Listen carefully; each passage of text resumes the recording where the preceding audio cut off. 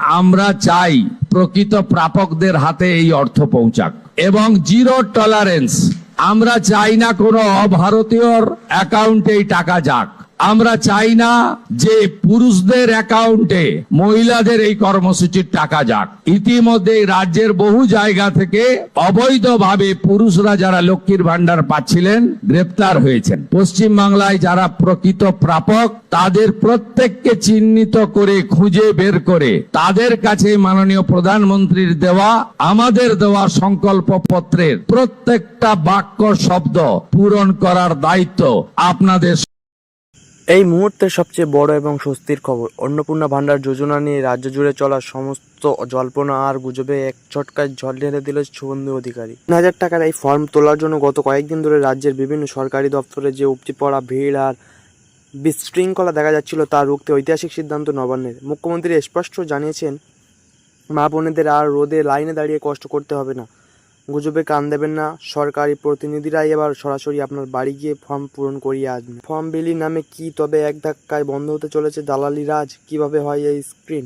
বিস্তারিত জানাবো আজকের বিশেষ প্রতিবেদনে। বুধবার ফর্ম প্রকাশের পর থেকে কিছু অসাধু চক্র সোশ্যাল মিডিয়া এবং বিভিন্ন জেরক্সের দোকানের ভুয়া ফর্ম ছড়িয়ে সাধারণ মানুষকে বিভ্রান্ত করছিল।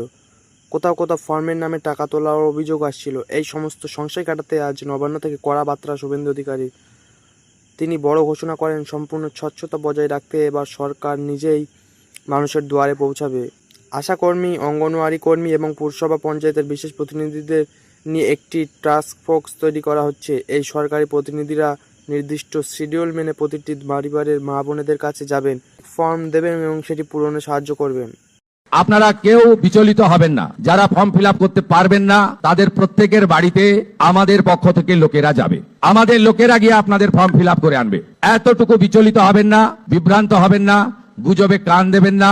কারণ আমরা চাই প্রকৃত প্রাপকদের হাতে এই অর্থ পৌঁছাক। আমরা চাই না কোনো অভারতীয়র অ্যাকাউন্টে এই টাকা যাক। আমরা চাই না যে পুরুষদের অ্যাকাউন্টে মহিলাদের এই কর্মসূচির টাকা যাক। ইতিমধ্যে রাজ্যের বহু জায়গা থেকে অবৈধভাবে পুরুষরা যারা লক্ষ্মীর ভান্ডার পাচ্ছিলেন গ্রেপ্তার হয়েছেন। মুখ্যমন্ত্রীর এই একটি সিদ্ধান্ত আসলে বিরোধীদের এবং কাটমানিখোরদের সব থেকে বড় চাল ভেস্তে দিল। অতীতে বিভিন্ন সরকারি প্রকল্পের সুবিধা পাওয়ার ক্ষেত্রে যেভাবে দরবারে ধোয়া পড়েছিল এবং ফর্ম জমা দিতে গিয়ে মহিলারা হয়রানির শিকার হয়েছিলেন, মুখ্যমন্ত্রীর এই একটি সিদ্ধান্ত আসলে বিরোধীদের এবং কাটমানিখোরদের সব থেকে বড় চাল ভেস্তে দিল।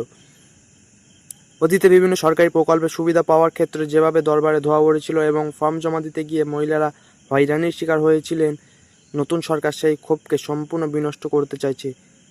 কোনো যোগ্য মহিলাই যাতে এই সুবিধা থেকে বঞ্চিত না হন এবং কেউ যাতে আতঙ্ক বা বিভ্রান্তিতে না পড়েন, তার জন্য এই দুয়ারে প্রশাসন মডেল হোয়াইট হাউসের নিরাপত্তা বলয়ের মতো এই পুরো প্রক্রিয়ার উপর জেলা শাসক ও পুলিশ সুপারদের কড়া নজরদারি রাখার নির্দেশ দেওয়া হয়েছে।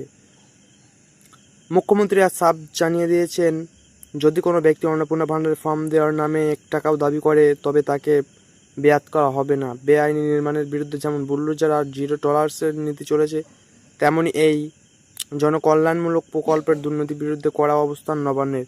বাণিজ্যিক গ্যাসের দাম ১,০০০ টাকা বৃদ্ধির বাজারে এই ৩,০০০ টাকা যাতে কোনো মধ্যস্থভোগী ছাড়া সরাসরি মহিলাদের ব্যাংকে পৌঁছায়, সেটাই এখন প্রশাসনের সবচেয়ে বড় দায়িত্ব। জোড়াসাঁকো থেকে শুভেন্দু যে নবনির্বাণ ও সুশাসনের ডাক দিয়েছিলেন, আজকের এই সিদ্ধান্ত তারই বড় প্রমাণ।